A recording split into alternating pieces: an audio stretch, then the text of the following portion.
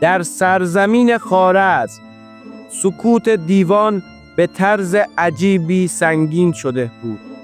انوشتکین، مردی که با ذکاوت و آرامش خوارزم را در دست گرفته بود، دیگر نبود. حالا همه منتظر بودند ببینن پسرش قطب‌الدین محمد میتونه میراث پدر را حفظ کنه یا همه چیز از هم میپاشه. سال 492 هجری قمری، پس از مرگ انوشتکین، سلطان ملکشاه سلجوقی درگذشت و فضای سیاسی آشفته است. در چنین شرایطی قطب‌الدین محمد پسر انوشتکین با حمایت برخی بزرگان خوارزم و اعتماد نسبی دربار سلجوقی به عنوان خوارزمشاه جدید معرفی می شود. اما همه، حتی در درون دربار، به چشم یک جوان خام به او نگاه می کنند.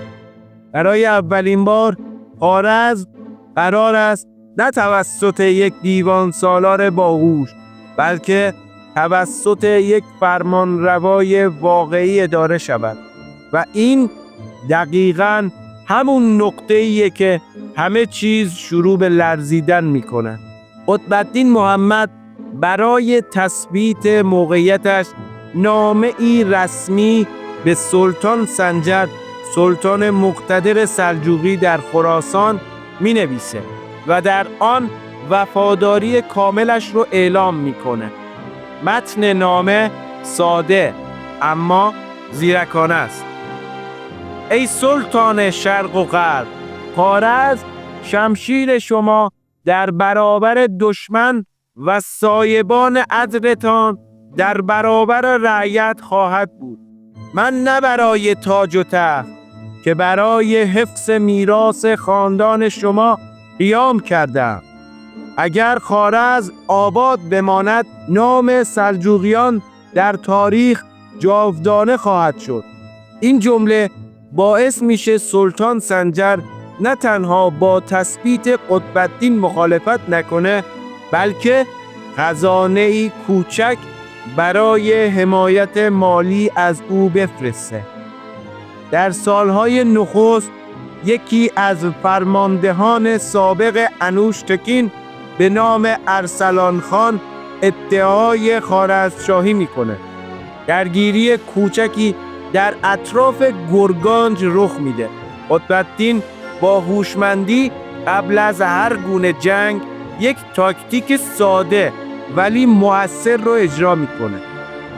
قطع مسیر آذوقه شورشیان از طریق کنترل بازار و راه‌های تجاری، فرستادن 2 نامه تهدیدآمیز و وعده عفو به 2 گروه متفاوت داخل سپاه ارسلان.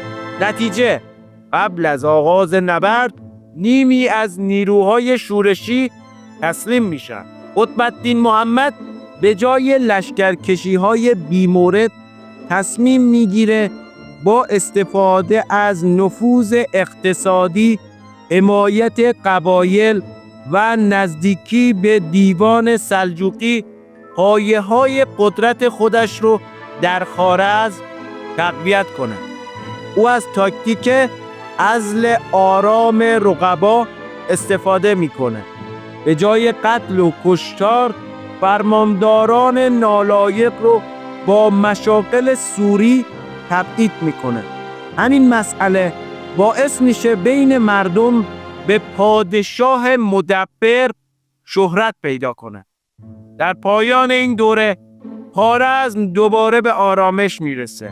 مردم با سکه هایی که نام قطب‌الدین محمد رو روی آنها ضرب شده آشنا میشن.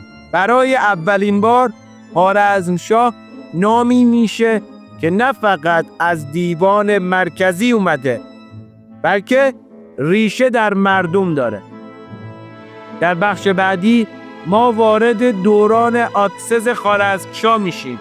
مردی که صبر نداشت، تو سری نمیخورد و میخواست تاج شاهی خودش رو حتی از سلطان سنجر هم بالاتر ببره.